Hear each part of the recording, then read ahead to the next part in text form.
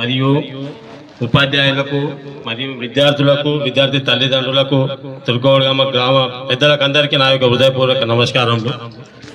ఈరోజు బడి బాట కార్యక్రమం 3 నుండి 19 వరకు రాష్ట్ర ప్రభుత్వం పెట్టుకోవడం జరిగింది.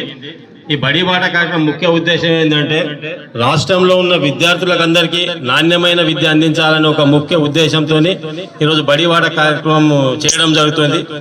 ఈ పిల్లలు ప్రైవేట్ స్కూల్లో పోకుండా గవర్నమెంట్ స్కూల్లోనే చదివించాలనే ఒక కార్యక్రమంతో ఈరోజు టీచర్లు కూడా ప్రతి విలేజ్లో తిరిగి పిల్లలను అడ్మిషన్ చేసుకోవడం జరుగుతుంది. ఈరోజు స్కూల్లో అంటే గవర్నమెంట్ ప్రైవేట్ స్కూల్లో చదివితే డబ్బుతో కూడుకున్న పని.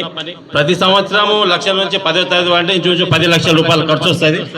అదే మన గవర్నమెంట్ స్కూల్లో చదివితే మనకు ఎలాంటి ఖర్చు ఉండదు. మనకు గవర్నమెంట్ స్కూల్లో చదివించడం వల్ల మనకు అన్ని ఫ్రీ ఉంటాయి.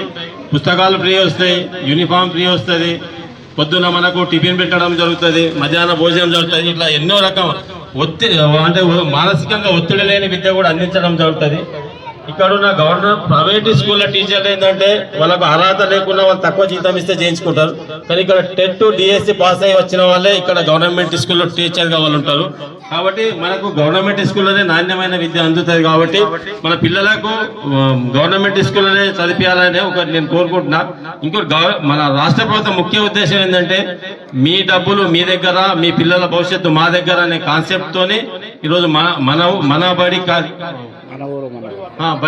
బడి బాట కార్యక్రమం మొదలుపెట్టింది. అట్లనే ఈరోజు ఎన్నో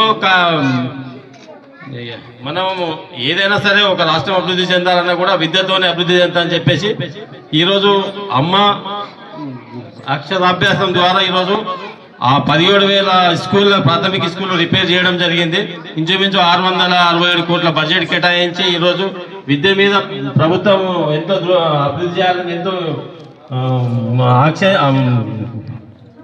నిధులు కేటాయించడం జరిగింది.